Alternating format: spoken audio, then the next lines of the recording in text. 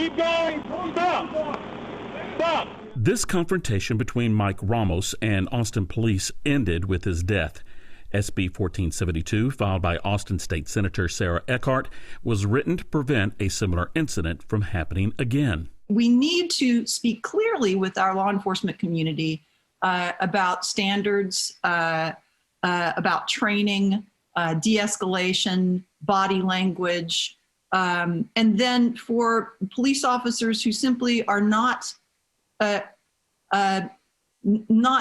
right fit for that kind of work and are unable to de-escalate in those moments, we need to be able to remove them from law enforcement. A quicker public release of police video is a key part of the legislation, but there's concern that the bill will prevent officers who are involved in an incident from seeing a video before making a statement.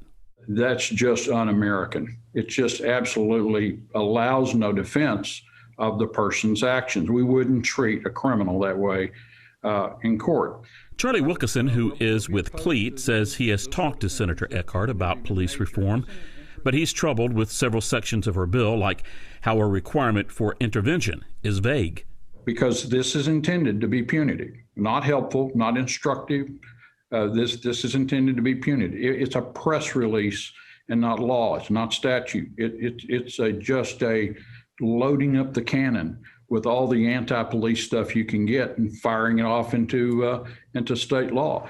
An example of politicizing the issue, according to Wilkinson, is how Eckhardt's bill is named for Mike Ramos before the officer-involved shooting case is even adjudicated. I see no problems associated with it. There may be others that do. It would be well worthwhile if they do have a problem for them to articulate exactly what the problem is.